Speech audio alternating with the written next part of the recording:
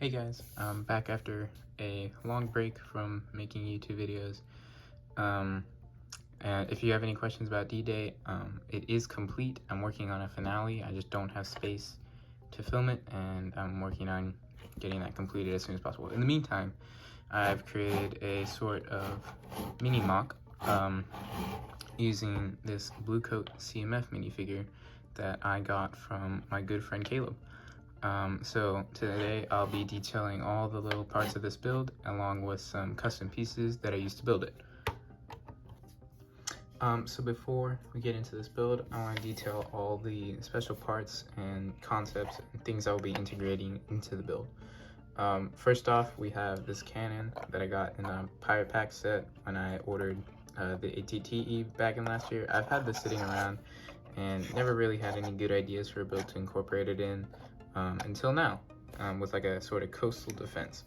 And I already talked about this Blue Coat CMF minifigure, or not really a CMF minifigure, just included in some random set. I really like this kind of Shaco hat with that red feather printing on it, and I think this is a really cool minifig, and I just wanted to build something nice for him to go in.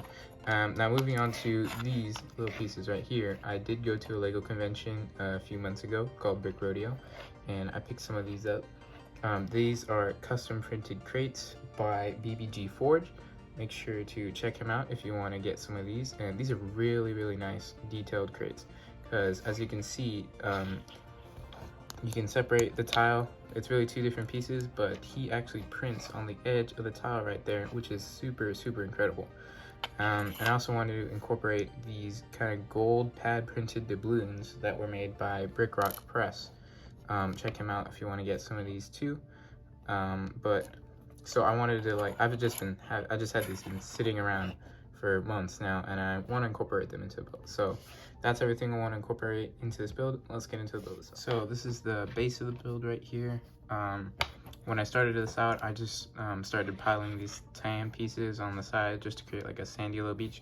So what I had in mind for this is like a little beachfront with some water, and there would be a tower where you could display the minifigure. So I started out with the sand, and I added the water, and I added this kind of like darker tone of tan in order to like represent like wet sand or something. These little white pieces here are kind of like a wall and act as a little encampment for the cannon. Right here is where the tower will go, and I've left space for the crates I wanted to integrate along with some barrels, and these are little like gold treasure pieces that the minifigure, the Blue Coat, might have like stashed away or is protecting with his encampment out here. Alrighty, so as you can see on the bottom here, I just like used a standard framing of black tile and plate just so it looks a little bit cleaner, and it's kind of like completes the whole MOC. Now getting into the tower itself, this was not really a challenge, it's just a little tedious to build, because I've never really built anything with all these like little details, and I knew I wanted to have all these little details in here just so it looked like the castle was weathered down. It has been in use for some time.